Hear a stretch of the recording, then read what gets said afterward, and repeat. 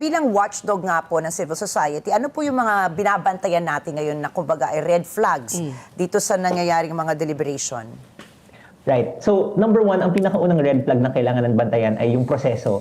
Again, as I mentioned, sa nakaraan, naging sikreto po ang BICAM. Even yung mga senators, yung mga congressmen, sinasabi din nila na yung BICAM nagpo-proceed and then sa last day, doon lang nila nalalaman na may BICAM report na pala at pinapasign na lang sila. No? So, very important kung paano kinoconduct yung procedure na ito, yung agenda, yung rules, etc. So, number one red flag na nakita namin ay yesterday po nangyari ito.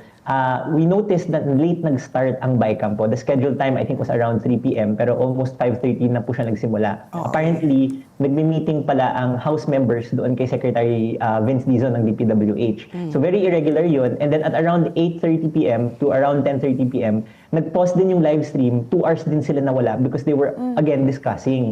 So ang point ng open BICAM ng live stream ay makita ng publiko, makita ng taong bayan how the discussions are going para ma-avoid yung mga insertions, ma-avoid yung mga amendments na hindi transparent. But unfortunately, mukhang may nangyayaring discussions on the side na hindi pinapakita sa media, hindi pinapakita sa civil society and sa public. That's why we really wanted to be there in person. No? So that's the first red flag on the process. The second red flag that we wanted to point out is something that we've been harping on throughout the entire process, which is yung existence ng pork barrel and patronage items in the budget. So ito po yung mga programs na ayuda, so yung mga MAIFIP, AIX, TUPAD, na ideally, syempre may mga mabubuting loob na legislators, no? But unfortunately, nabu-weaponize kasi ito, nagiging gatekeepers ang mga lawmakers in providing necessary healthcare, yung mga karapatan dapat ng citizens, no? So, masama po ito. Ang pangalawa is yung infrastructure na pork barrel. Ito po yung mga na-release lately na allocables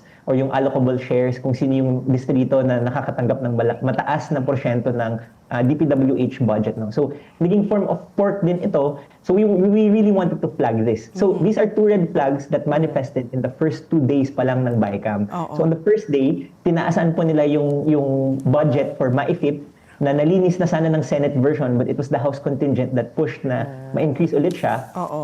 And then on the second day, it was the House again that pushed na ibalik ang around 54 billion pesos worth na binawasan sa DPWH. No? So the Senate reduced this due to overpricing. Ngayon, ang House gustong ibalik po ito. Kaya nila inaimbita si Secretary Vince Dizon.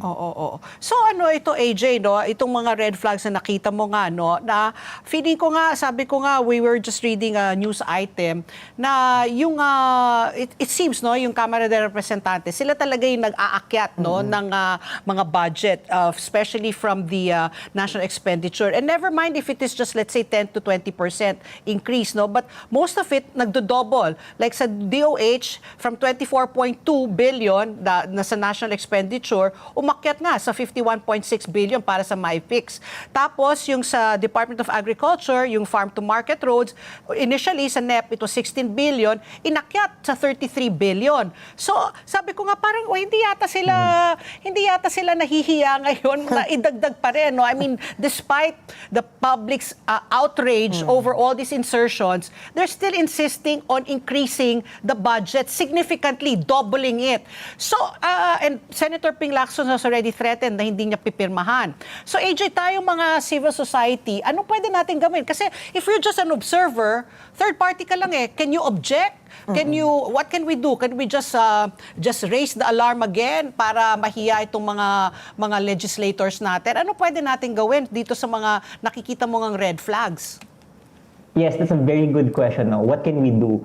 The answer is we have to use our voice. No? Kailangan natin gamitin yung boses natin. I remember last year, around December din po iyon, if you remember, nagkaroon ng outcry over the budget dahil number one, yung budget ng PhilHealth ng 2025 binawasan, di ba? Yes. At the same time, the budget also violated one of the constitutional provisions na priority dapat ang education. So because of the public outcry, that forced the president to reconvene yung kanyang cabinet, to reconvene and consider vetoing a lot of items during the budget. So nung panahon ngayon, he did it out of public pressure.